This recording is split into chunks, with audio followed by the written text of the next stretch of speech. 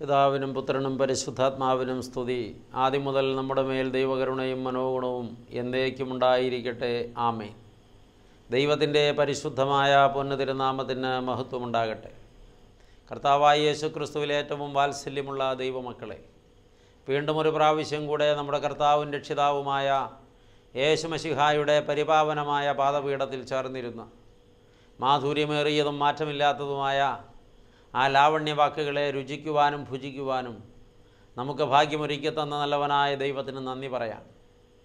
ആരാണ് ഭാഗ്യവാനെന്ന ചോദ്യത്തിൻ്റെ ഉത്തരങ്ങളിലൂടെ സഞ്ചരിക്കുകയായിരുന്നല്ലോ നമ്മൾ. ആ ചോദ്യം വീണ്ടും ചോദിച്ചാൽ തിരുവചനം നമുക്ക് മറ്റൊരു മറുപടി തരുന്നുണ്ട്.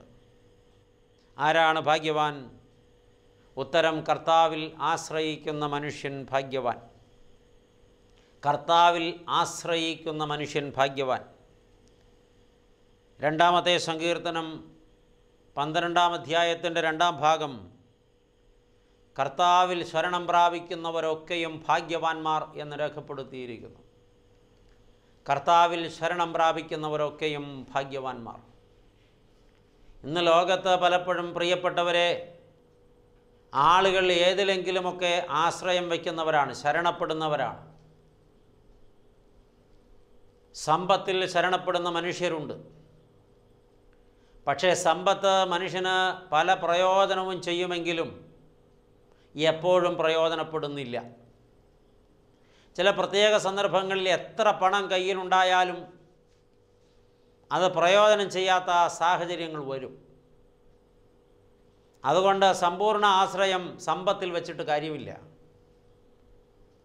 ചിലപ്പോൾ അത് നമുക്ക് ഉപകാരപ്പെടാതെ വരും, ചിലപ്പോൾ അത് നമുക്ക് ഉപദ്രവമായിട്ടും വരും. സമ്പത്തിൽ മാത്രമല്ല, ചിലർ ആരോഗ്യത്തിൽ ആശ്രയിക്കുന്നുണ്ട്. എനിക്ക് നല്ല ആരോഗ്യമുണ്ട് എന്നൊരാൾക്ക് തോന്നിയിട്ട് ആരെയും വകവയ്ക്കാതെ ആരോഗ്യമുള്ള കാലം ഞാൻ ആരെ പേടിക്കാനെന്ന് സ്വയം ചോദിച്ച് അഹങ്കരിക്കുന്ന മനുഷ്യർക്ക് ഈ ആരോഗ്യം നശിച്ചു പോകാൻ നിമിഷ നേരം മതിയല്ലോ പ്രിയപ്പെട്ടവരെ. ഒരു പനി വന്നാൽ ശരീരത്തിൻ്റെ മസിൽസ് എല്ലാം പണിമുടക്കാൻ നിമിഷ നേരം മതിയല്ലോ. പ്രിയപ്പെട്ടവരെ, ഒരു മനുഷ്യൻ്റെ ശരീരത്തിൻ്റെ എല്ലാ ശക്തിയും ചോർന്നു പോകാൻ ഏതെങ്കിലും ഒരു ചെറിയ നിമിഷത്തിൽ സംഭവിക്കുന്ന ഒരു ഷോക്ക് മതിയല്ലോ. സ്പൈനൽ കോഡിന് ഒരു ക്ഷതമേറ്റ് കഴിഞ്ഞാൽ ആ മനുഷ്യൻ്റെ ബലം പിന്നെ തീർന്നല്ലോ. എത്ര ബലവാനാണെങ്കിലും പിന്നെ അനങ്ങുകയില്ലല്ലോ. കഴിഞ്ഞ നാളിൽ അതുപോലെ തന്നെ മസിൽ പവറിൽ അഹങ്കരിച്ച എത്രയോ ആളുകൾ അനങ്ങാൻ പോലും കഴിയാതെ ശയ്യാവലംബികളായി കിടക്കുന്നത് ഞാൻ കണ്ടിട്ടുണ്ട്. മുന്നിലൊരാൾ എതിരെ വന്നാൽ വഴിമാറിപ്പോകാൻ നിർദ്ദേശിച്ചിട്ട് പോയില്ലെങ്കിൽ ആന തുമ്പിക്കൈ മടക്കി അടിക്കുന്നത് പോലെ മുമ്പിൽ വന്നയാളെ കൈ കൊണ്ടടിച്ച് ദൂരെ തെറിപ്പിക്കുകയോ കാലുമടക്കി തൊഴിക്കുകയോ ചവിട്ടുകയോ ഒക്കെ ചെയ്ത വില്ലന്മാർ,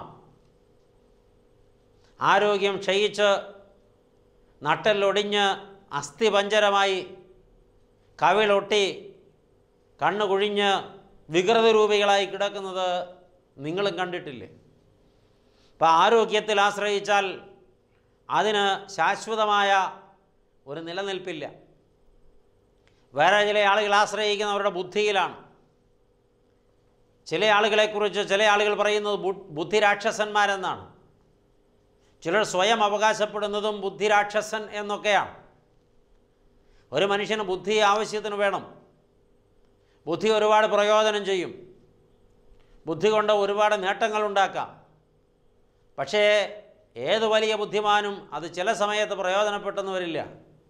എല്ലാ കാര്യങ്ങൾക്കും അത് പ്രയോജനപ്പെടുന്നുമില്ല. ബുദ്ധിയുള്ള ഒരാൾക്ക് ഭക്തി ഉണ്ടാകണമെന്ന് നിർബന്ധമില്ല. ഭക്തിയുള്ള ഒരാൾക്ക് ബുദ്ധി വേണമെന്ന് നിർബന്ധമില്ല. ബുദ്ധിയുള്ളവർക്ക് ഭക്തി പാടില്ലെന്നല്ല പറഞ്ഞതിൻ്റെ അർത്ഥം. ഭക്തിയുള്ളവർക്ക് ബുദ്ധി പാടില്ലെന്നും പറഞ്ഞില്ല. ബുദ്ധിയും ഭക്തിയും ഒരാളിൽ സമന്വയിച്ചാൽ അയാൾ ഏറ്റവും വലിയ ഭാഗ്യവാനാണ്. പക്ഷേ ബുദ്ധിയുള്ളതുകൊണ്ട് ഭക്തി വേണ്ട എന്നൊരാൾ നിരൂപിച്ചാൽ അവൻ പമ്പര വിഡ്ഢിയാണ്. അവൻ്റെ ബുദ്ധി സത്യത്തിൽ കുബുദ്ധിയാണ്, വക്രബുദ്ധിയാണ്. ദൈവമക്കളെ, അത് പ്രയോജനശൂന്യമാണ്. ഇവിടെയാണ് നാം വിവേകമതികളായി മാറേണ്ടത്. സ്വന്തം ബുദ്ധിയിലും അറിവിലും താൻ നേടിയ സർട്ടിഫിക്കറ്റിലുമൊക്കെ ആശ്രയിക്കുന്ന പലരും ജീവിതാവസാന നാളിൽ ഏറ്റവും നിരാശരും തകർന്നവരും തളർന്നവരും കണ്ണുനീരിൽ മുങ്ങിയവരുമായി കാണപ്പെടുന്നതിൻ്റെ കാരണം ഇതാണ്. അപ്പോൾ ആശ്രയം അവിടെയും ശാശ്വതമല്ല. പ്രിയപ്പെട്ടവരെ, ഇനിയും ചില ആളുകൾ ഈ ലോകത്ത് മനുഷ്യരിലാണ് ആശ്രയിക്കുന്നത്. അതും പരാജയമാണല്ലോ പ്രിയപ്പെട്ടവരെ. വചനം വ്യക്തമായി പഠിപ്പിക്കുന്നില്ലേ? 118 സങ്കീർത്തനം 8-9 തിരുവചനങ്ങൾ, മനുഷ്യരിൽ ആശ്രയിക്കുന്നതിനേക്കാൾ കർത്താവിൽ ആശ്രയിക്കുന്നത് നല്ലത്. പ്രഭുക്കന്മാരിൽ ആശ്രയിക്കുന്നതിനേക്കാൾ കർത്താവിൽ ആശ്രയിക്കുന്നത് നല്ലത്. എന്തുകൊണ്ടെന്നാൽ മനുഷ്യൻ മാറും, കർത്താവ് മാറ്റമില്ലാത്തവനാണ്. പ്രഭുക്കന്മാർ മാറും, അവർക്ക് സ്ഥാനഭ്രംശം സംഭവിക്കും. പക്ഷെ കർത്താവിന് സ്ഥാനഭ്രംശം സംഭവിക്കില്ല. കർത്താവ് ഒരിക്കലും സ്ഥാനം മാറുകയില്ല. അവൻ നിലനിൽക്കുന്ന സത്യമാണ്. അതുകൊണ്ട് ആ വാചകം നമുക്ക് ഇങ്ങനെ പറയാം മനോഹരമായിട്ട്: മാറുന്ന മനുഷ്യനിൽ ആശ്രയിക്കുന്നതിനേക്കാൾ മാറാത്ത കർത്താവിൽ ആശ്രയിക്കുന്നത് നല്ലത്. മാറുന്ന പ്രഭുക്കന്മാരിൽ ആശ്രയിക്കുന്നതിനേക്കാൾ മാറാത്ത കർത്താവിൽ ആശ്രയിക്കുന്നത് നല്ലത്. അതാണ് പ്രിയപ്പെട്ടവരെ സത്യം.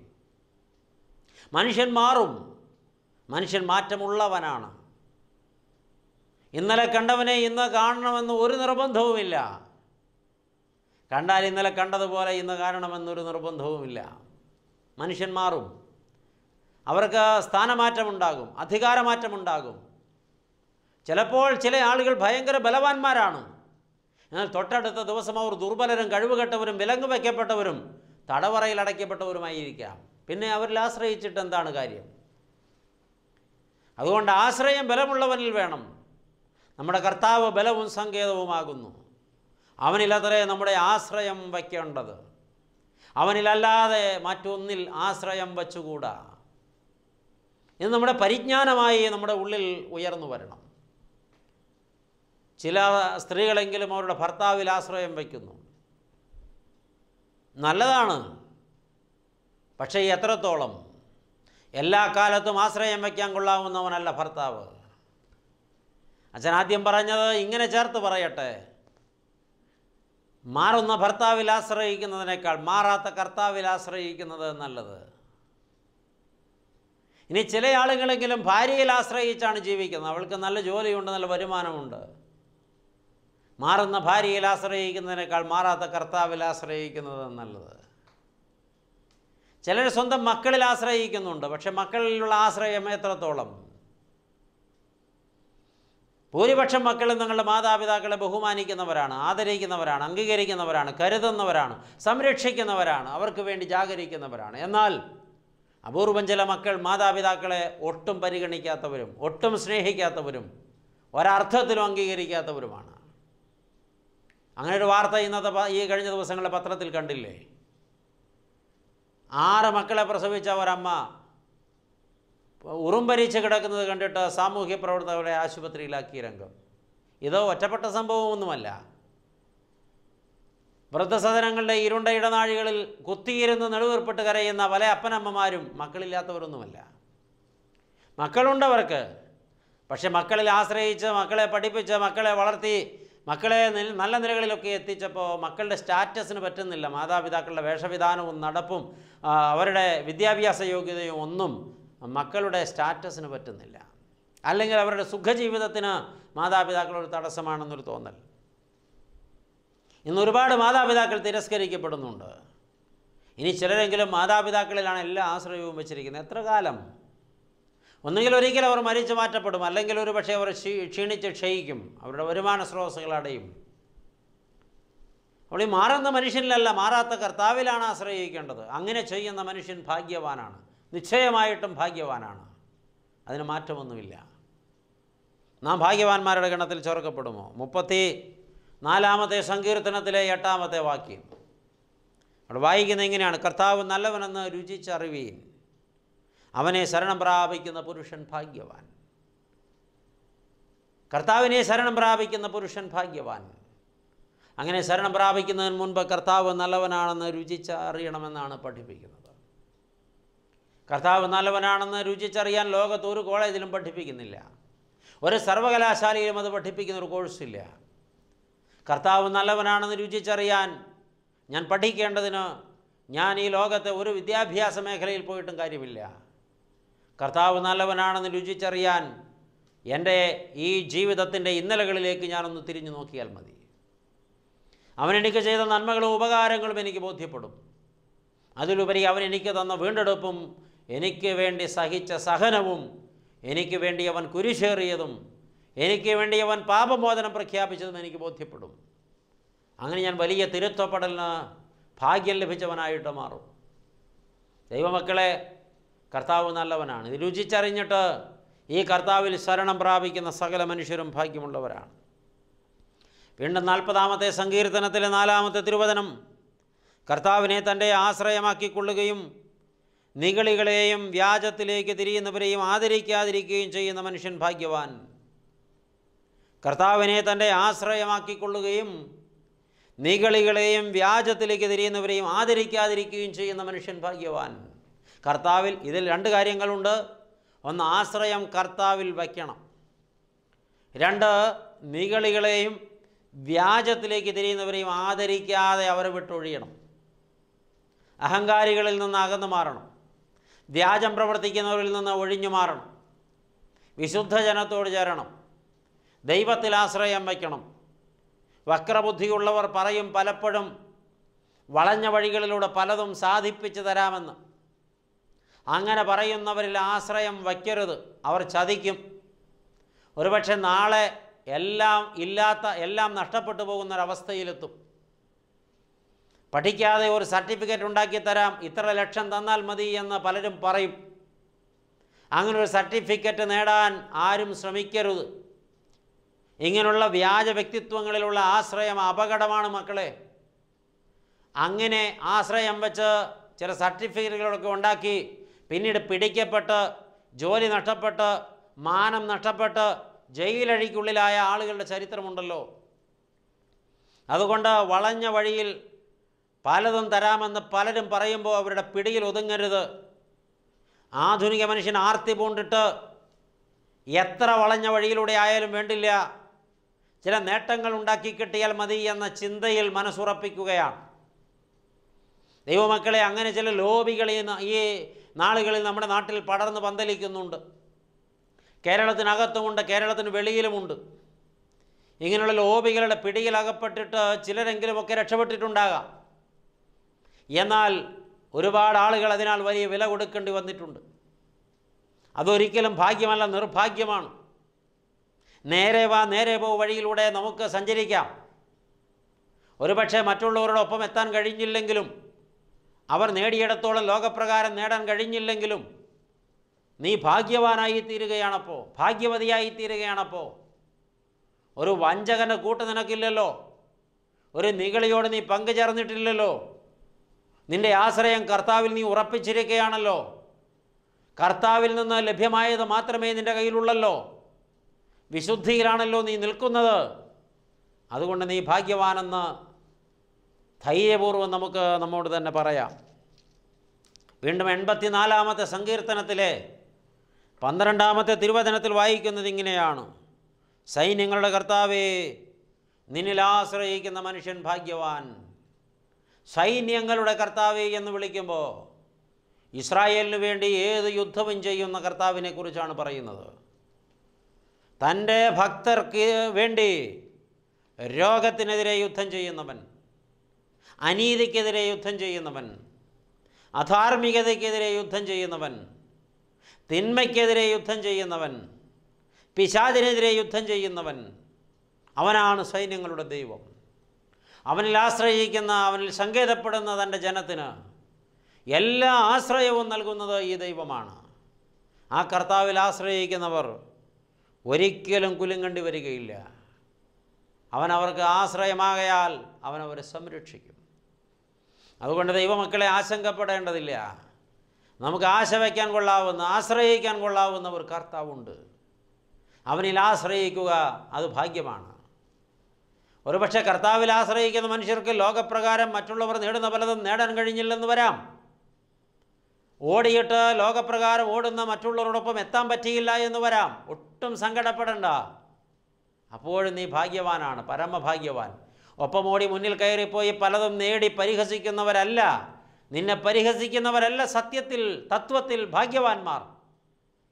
കർത്താവിനോട് കൂടെ സഞ്ചരിച്ച് കർത്താവിൽ ആശ്രയം വെച്ച് കർത്താവ് തന്നത് മതി എന്ന് അതിൽ സംതൃപ്തിപ്പെടുന്നവരാണ്. വീണ്ടും യിരെമ്യാ പ്രവചനം 17-ാം അധ്യായത്തിൻ്റെ 7-ാം തിരുവചനം ഇങ്ങനെ വായിക്കുന്നു: കർത്താവിൽ ആശ്രയിക്കുകയും കർത്താവ് തന്നെ ആശ്രയമായിരിക്കുകയും ചെയ്യുന്ന മനുഷ്യൻ ഭാഗ്യവാൻ. കർത്താവിൽ ആശ്രയിക്കുകയും കർത്താവ് തന്നെ ആശ്രയമായിരിക്കുകയും ചെയ്യുന്ന മനുഷ്യൻ ഭാഗ്യവാൻ. ആശ്രയം കർത്താവിൽ തന്നെ ഉറപ്പിക്കണം, കർത്താവിന് തന്നെ ജീവിതം കൊടുക്കണം, കർത്താവിന് വേണ്ടി തന്നെ ജീവിക്കണം. എല്ലാ ആശ്രയവും കർത്താവിൽ വയ്ക്കണം. രോഗം വരുമ്പോൾ കർത്താവിൽ ആശ്രയിക്കണം, അപകടത്തിൽപ്പെട്ടാൽ കർത്താവിൽ ആശ്രയിക്കണം, കഷ്ടനഷ്ടങ്ങളിലൂടെ കടന്നു പോകുമ്പോൾ കർത്താവിൽ ആശ്രയിക്കണം. ദൈവമക്കളെ ഒരു നല്ല കാര്യം ചെയ്യാൻ പോകുമ്പോൾ കർത്താവിൽ ആശ്രയിക്കണം, വിദ്യാഭ്യാസത്തിന് ഒരുങ്ങുമ്പോൾ കർത്താവിൽ ആശ്രയിക്കണം, സ്കൂളിലേക്ക് പോകുമ്പോൾ കർത്താവിൽ ആശ്രയിക്കണം, ജോലി സ്ഥലത്തേക്ക് പോകുമ്പോൾ കർത്താവിൽ ആശ്രയിക്കണം, ഒരു ദിവസം ഉണർന്നെഴുന്നേൽക്കുമ്പോൾ കർത്താവിൽ ആശ്രയിക്കണം, ജീവിതത്തിൽ ഏത് സാഹചര്യത്തിലും കർത്താവിൽ ആശ്രയിക്കണം, രാവിലും പകലിലും കർത്താവിൽ ആശ്രയിക്കണം, പ്രഭാതത്തിലും മധ്യാഹ്നത്തിലും പ്രദോഷത്തിലും കർത്താവിൽ ആശ്രയിക്കണം, പൂർവാഹനത്തിലും അപരാഹനത്തിലും സായാഹനത്തിലും കർത്താവിൽ ആശ്രയിക്കണം. ആശ്രയിപ്പാൻ അവൻ മതിയായവൻ, എന്നുകൊണ്ടെന്നാൽ അവൻ മാറ്റമില്ലാത്ത ദൈവമാണ്. ഇങ്ങനെ കർത്താവിൽ ആശ്രയിച്ചാൽ എന്താണ് നേട്ടം? ഇത് കേട്ടുകൊണ്ടിരിക്കുന്ന ഒത്തിരി പേരുടെ ഉള്ളിൽ ഉരുത്തിരിഞ്ഞൊരു ചോദ്യമാണത്. കേൾവിക്കാരുടെ ഉള്ളിൽ ഉരുത്തിരിയുന്ന ചോദ്യം ആ നിമിഷങ്ങളിൽ കർത്താവ് പറഞ്ഞുകൊണ്ടിരിക്കുന്നവർക്ക് ബോധ്യപ്പെടുത്തി കൊടുക്കും. അതാണ് ദൈവാത്മാവിൻ്റെ വ്യാപാരം. ദൈവമക്കളെ കേൾക്കുക, അങ്ങനെ കർത്താവിൽ ആശ്രയിച്ചാൽ എനിക്ക് എന്താണ് നേട്ടം? ഒരുപാട് നേട്ടങ്ങളുണ്ട് ദൈവമക്കളെ. 125-ാമത്തെ സങ്കീർത്തനം തുടങ്ങുന്നത് കർത്താവിൽ ആശ്രയിക്കുന്നവർ കുലുങ്ങാതെ എന്നേക്കും നിൽക്കുന്ന സീയോൻ പർവ്വതം പോലെയാകുന്നു. പർവ്വതങ്ങൾ യെരുശലേമിനെ ചുറ്റിയിരിക്കുന്നത് പോലെ കർത്താവ് തൻ്റെ ഭക്തന്മാരെ ചുറ്റിക്കൊള്ളുന്നു എന്നത്രേ സങ്കീർത്തകൻ നമ്മളെ പഠിപ്പിക്കുന്നത്. കർത്താവിൽ ആശ്രയിക്കുന്നവർ കുലുങ്ങാതെ എന്നേക്കും നിൽക്കുന്ന സീയോൻ പർവ്വതം പോലെയാകുന്നു. ഇവിടെ പറയുന്ന സീയോൻ പർവ്വതം ദാവീദ് മഹാരാജാവ് യെരുശലേം ദേവാലയം പണികഴിപ്പിച്ച യെരുശലേം പട്ടണം പണികഴിപ്പിച്ച കുന്നിൻ്റെ പേരാണ് സീയോൻ കുന്ന്, സീയോൻ പർവ്വതം. ആ പർവ്വതമുകളിലാണ് ദൈവത്തിൻ്റെ ആലയവും രാജാവിൻ്റെ കൊട്ടാരവും സ്ഥിതി ചെയ്യുന്നത്. ഈ കുന്നിൻ്റെ പ്രത്യേകത എന്താണെന്നറിയാമോ? സീയോൻ പർവ്വതത്തിൻ്റെ പ്രത്യേകത 4 ചുറ്റും മനോഹരമായ മലകളാൽ കോട്ട കെട്ടപ്പെട്ടിരിക്കുന്ന, 4 ചുറ്റും ഉയർന്ന മലകൾ ഒരു കോട്ട പോലെ സംരക്ഷണം തീർക്കുന്ന 4 മലകളുടെ നടുവിൽ നിൽക്കുന്ന സുരക്ഷിതമായൊരു മലയാണ് സീയോൻ മല. ഈ 4 മലകൾ കോട്ട കെട്ടിയതുപോലെ നിൽക്കുന്നു. ഈ 4 മലകൾക്ക് മുകളിലും ദാവീദിൻ്റെ സൈന്യം ഈ പട്ടണത്തിന് വേണ്ടി കാവൽ നിൽക്കുന്നു. ഈ 4 മലകളെ കീഴടക്കാതെ കർത്താവിൻ്റെ പട്ടണത്തിലേക്ക് ആർക്കും വരാൻ കഴിയില്ല. ഇപ്രകാരം 4 മലകളാൽ ചുറ്റപ്പെട്ട സുരക്ഷിതമാക്കപ്പെട്ട സീയോൻ മല പോലെ കർത്താവ് തൻ്റെ ഭക്തന്മാരെ സംരക്ഷിക്കുമെന്നാണ്. അവർ കുലുങ്ങേണ്ടി വരികയില്ല. അവർ കുലുങ്ങാതെ എന്നേക്കും നിൽക്കുന്ന സീയോൻ പർവ്വതം പോലെയാകുന്നു. ആശ്രയിക്കുന്നവരെ അവൻ ഉപേക്ഷിക്കുകയില്ല. ഈ കർത്താവ് മതിയായവനാണ്, അവൻ സംരക്ഷണം തീർക്കുന്നവനാണ്. 34-ാമത്തെ സങ്കീർത്തനം 6-7 വാക്യങ്ങൾ വായിക്കുമ്പോൾ കർത്താവിൻ്റെ ദൂതൻ അവൻ്റെ ഭക്തന്മാരുടെ ചുറ്റും പാളയമിറങ്ങി അവരെ വിടുവിക്കുന്നുവെന്ന് സങ്കീർത്തകൻ പാടിയിട്ടുണ്ട്. കർത്താവിൻ്റെ ദൂതൻ അവൻ്റെ ഭക്തന്മാരുടെ ചുറ്റും പാളയമിറങ്ങി അവരെ വിടുവിക്കുന്നുവെന്ന്. വലിയ സംരക്ഷണമാണ് കർത്താവിൽ ആശ്രയിക്കുന്നവർക്ക് കർത്താവ് നൽകുന്നത്. ഇന്ന് ലോകത്ത് ജീവിക്കുന്ന ഒരുപാട് ആളുകൾ വലിയ ഭയം അനുഭവിക്കുന്നവരാണ്. എന്തിനാണ് ഒരു ദൈവ പൈതൽ ഭയപ്പെടുന്നത്?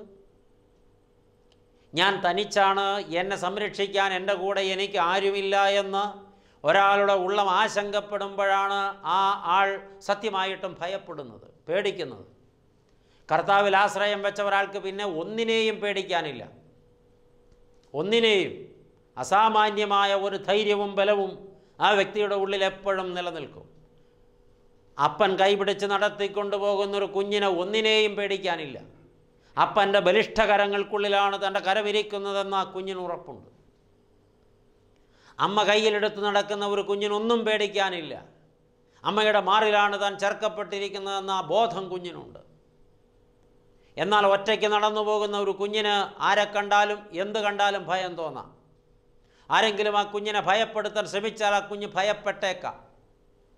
ഇവിടെ ദൈവത്തിൻ്റെ സംരക്ഷണം ലഭിക്കുന്ന ഒരാൾ എന്തിനാണ് ഭയപ്പെടുന്നത്? 34-ാം സങ്കീർത്തനത്തിൽ പറഞ്ഞതനുസരിച്ച് ദൈവം എന്തു വലിയ വാഗ്ദാനമാണ് നൽകിയിട്ടുള്ളത്. കർത്താവിൻ്റെ ഭക്തന്മാരുടെ ചുറ്റും ദൂതന്മാർ പാളയമിറങ്ങി കാക്കുന്നു എന്നാണ്. എന്ന് വെച്ചാൽ ഒരു ദൈവഭക്തൻ്റെ മുമ്പിൽ ഊരിപ്പിടിച്ച വാളുമായി ഒരു ദൈവദൂതൻ കാവലുണ്ട്. ആ ദൈവദൂതൻ്റെ കണ്ണ് തീജ്വാലയ്ക്കൊത്ത കണ്ണാണ്.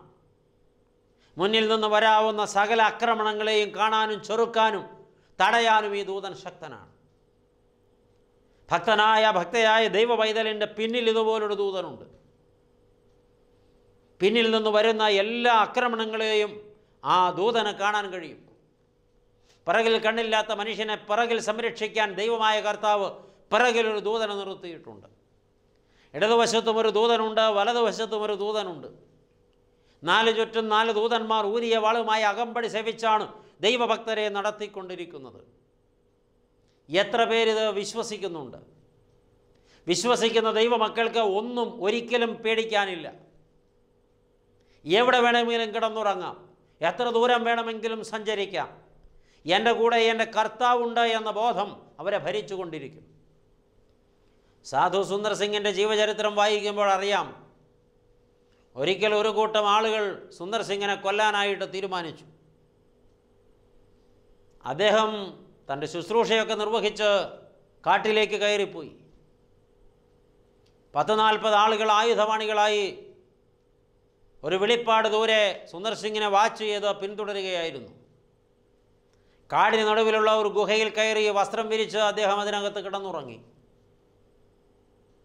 ശാന്തമായി ഉറങ്ങി രാവിലെ എഴുന്നേറ്റ് ഗുഹയ്ക്ക് പുറത്ത് വന്നപ്പോൾ അദ്ദേഹത്തെ പിന്തുടർന്ന് 40 ആളുകളും ആക്രമിക്കപ്പെട്ട് കയ്യോ കാലോ ഒടിഞ്ഞവരായി, ചതവോ ക്ഷതമോ പറ്റിയവരായി, നടക്കാൻ കഴിയാത്തവരായി, രക്തത്തിൽ മുങ്ങിയവരായി, ആരൊക്കെയോ അവരെ തല്ലി വീഴ്ത്തിയതുപോലെ കിടക്കുകയാണ്. ആശ്ചര്യപ്പെട്ട സുന്ദർ സിംഗ് ചോദിച്ചു, നിങ്ങൾ ആരാണ്? നിങ്ങൾക്ക് എന്താണ് പറ്റിയത്? യജമാനനെ, അങ്ങ് ആരാണ്? ഏത് നാട്ടുകാരനാണ്? അങ്ങ് ഇന്നലെ കിടന്നുറങ്ങിയ ഈ ഗുഹയ്ക്ക് കാവൽ നിന്ന സൈന്യം ഏത് നാട്ടുകാരാണ്? സൈന്യമോ? അതെ, കണ്ടാൽ ഭയം തോന്നുന്ന തീ പോലെ കണ്ണുള്ളവർ, തീ കത്തുന്ന ശരീരമുള്ളവർ. ഞങ്ങൾ തങ്ങളെ കൊല്ലാൻ വന്നതാണ്. എന്നാൽ ആ സൈന്യം ഞങ്ങൾ നേരിട്ടു. ഞങ്ങൾക്ക് അവരുടെ മുമ്പിൽ പിടിച്ചു നിൽക്കാനായില്ല. ഓടി രക്ഷപ്പെടാൻ ശ്രമിക്കുമ്പോഴാണ് ഞങ്ങൾക്ക് ഈ അപകടം പറ്റിയത്. സുന്ദർ സിംഗിന് മനസ്സിലായി. അദ്ദേഹം ശാന്തമായി പറഞ്ഞു, ഞാൻ ആരാധിക്കുന്ന ദൈവം എനിക്ക് കാവലേർപ്പെടുത്തിയ സ്വർഗീയ സൈന്യമാണത്. ദൈവമക്കളെ, സ്വർഗീയ സൈന്യത്തിൻ്റെ സംരക്ഷണം യാക്കോബിനുണ്ടായിട്ടുണ്ട്. ലാബാൻ്റെ വീട്ടിൽ നിന്ന് മടങ്ങി വരുമ്പോൾ ഒരു സ്വർഗീയ സൈന്യം അവൻ്റെ നേരെ വന്ന് കടന്നുപോയതായി രേഖപ്പെടുത്തുന്നുണ്ട്. എൻ്റെ കർത്താവിൻ്റെ സൈന്യത്തെ കാണുവാൻ എനിക്ക് ഭാഗ്യം ലഭിച്ചല്ലോ എന്ന് യാക്കോബ് ദൈവത്തെ സ്തുതിക്കുന്നുണ്ട്. ദൈവമക്കളെ, കർത്താവിൽ ആശ്രയിച്ചാൽ അസാമാന്യമായ സംരക്ഷണം അവൻ നൽകും. ഭയം അവൻ മാറ്റിത്തരും. അതുതന്നെയാണ് 46-ാം സങ്കീർത്തനം പറയുന്നത്. ദൈവം നമ്മുടെ സങ്കേതവും ബലവുമാകുന്നു, കഷ്ടങ്ങളിൽ അവൻ ഏറ്റവും അടുത്ത തുണയാകുന്നു. അതുകൊണ്ട് ഭൂമി മാറിപ്പോയാലും, പർവ്വതങ്ങൾ കുലുങ്ങി സമുദ്രമധ്യേ വീണാലും, അതിലെ വെള്ളം ഇരച്ച് കലങ്ങിയാലും, അതിൻ്റെ കോപം കൊണ്ട് വീണ്ടും പർവ്വതങ്ങൾ കുലുങ്ങിയാലും നാം ഭയപ്പെടുകയില്ല എന്ന് സങ്കീർത്തകൻ പാടുന്നത് ഈ ആശ്രയത്വത്തിൻ്റെ ഉറപ്പിലാണ്. അതുകൊണ്ട് കർത്താവിൽ ആശ്രയിക്കുന്ന മനുഷ്യൻ ഭാഗ്യവാൻ. എത്ര മനോഹരമായ ചിന്തയാണ് ദൈവമക്കളെ. 20-ാം സങ്കീർത്തനം 7-8 വാക്യങ്ങളിൽ വ്യക്തമായി പറയുന്നു, ചിലർ കുതിരകളിലും ചിലർ രഥങ്ങളിലും ആശ്രയിക്കുന്നു, ഞങ്ങളോ ഞങ്ങളുടെ ദൈവമായ കർത്താവിൽ തന്നെ ആശ്രയിക്കുന്നു എന്ന്. കർത്താവിൽ ആശ്രയിക്കുന്ന മനുഷ്യൻ ഭാഗ്യവാൻ. അവൻ ഒന്നിനെക്കുറിച്ചും ആശങ്കപ്പെടേണ്ടി വരുന്നില്ല. ആരാണ് ഭാഗ്യവാൻ? ആരോഗ്യത്തിലോ സമ്പത്തിലോ സൗന്ദര്യത്തിലോ ഭർത്താവിലോ ഭാര്യയിലോ ജോലിയിലോ ബുദ്ധിയിലോ അറിവിലോ കഴിവിലോ ആശ്രയിക്കുന്നവരല്ല. കർത്താവിൽ ആശ്രയിക്കുന്നവർ, അവരാണ് ഭാഗ്യമുള്ളവർ. ആ ഭാഗ്യം നമുക്കും സ്വന്തമാകട്ടെ. നമുക്ക് പ്രാർത്ഥിക്കാം.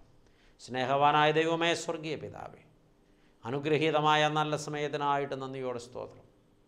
കേൾപ്പിച്ച സന്ദേശത്തിനായിട്ട് നന്ദി പറയുന്നു കർത്താവേ. ഇന്ന് കേട്ടു, കർത്താവിൽ ആശ്രയിക്കുന്ന മനുഷ്യൻ ഭാഗ്യവാൻ. സത്യമാണല്ലോ ഞങ്ങൾ കേട്ടത്.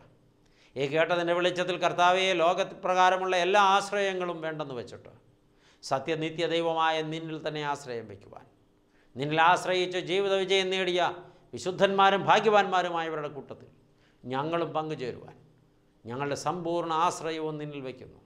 ഞങ്ങളെ സ്വീകരിക്കണമേ, ഞങ്ങളെ അനുഗ്രഹിക്കണമേ, ഞങ്ങളെ അഭിഷേകം ചെയ്യണമേ, ഞങ്ങളെ സംരക്ഷിക്കണമേ, ഞങ്ങൾക്ക് പ്രത്യാശ നൽകണമേ, ഞങ്ങളെ ഭയം മാറ്റണമേ, ഞങ്ങളെ ബലപ്പെടുത്തണമേ.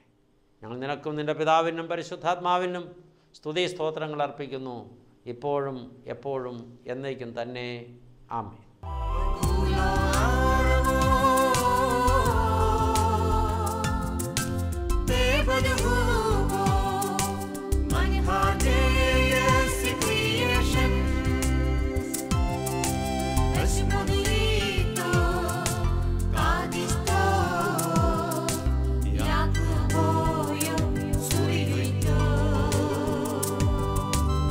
Somebody